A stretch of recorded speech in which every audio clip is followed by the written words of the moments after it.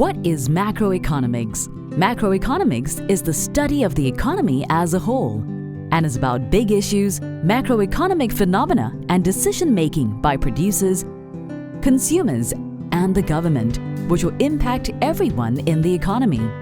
But what exactly does the economy refer to? To understand this, we start off by looking at a simplified form of an economy made up of households and firms. Households collectively own all factors of production in the economy: land and natural resources, labor, capital goods, and entrepreneurial skills to put resources together to generate output. Households supply these resources to firms, which use the factors of production to make goods and services ready for sale.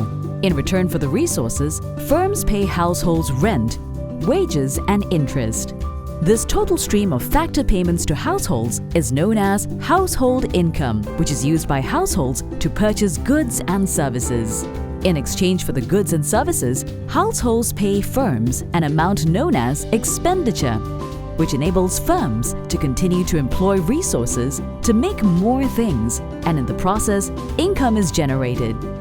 In short, an economy is a system of interrelated production and consumption activities that generates a flow of income. A more realistic representation of an economy requires a look at how this flow of income is influenced by banks, the government, and the external sector. For example, when households save some of their income with banks, they have less to spend on goods and services, and this means less income flowing through the economy. Banks enable firms to borrow money to invest when they buy factories, machines, and software. Such investments mean more production activity and income flowing through the economy. When the government is involved, some income goes to the government as tax payments, so income flows decrease. Yet, when the government funds public projects like airports and healthcare, factors of production are employed and more income is generated. Income also increases when people from other countries spend to buy local goods and services. In the same vein, the flow of income in the economy leaks out when local households and firms buy goods and services from other countries. This representation of the economy is known as the circular flow of income. It shows the interrelatedness of consumption and production activities in income generation. Massive net outflows would cause the economy to contract and incomes to fall, whereas net inflows will cause the economy to grow and incomes to rise. But income cannot increase indefinitely because economies face constraints. To understand this, we can use another representation of the economy by looking at the aggregate supply from all the production units of the economy and aggregate demand of the economy, which is made up of all the potential buyers of the goods and services produced by the economy.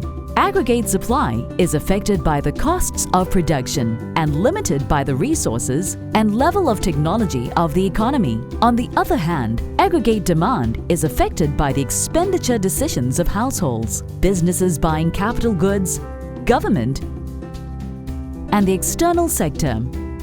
When the output produced is demanded by and bought by economic agents at a certain price level, it is computed as national income. Changes in aggregate demand and supply affect the value of national income. To wrap up, the circular flow of income and the aggregate demand and supply model are tools of economic analysis for macroeconomic issues such as economic growth, unemployment, inflation, and trade and globalization.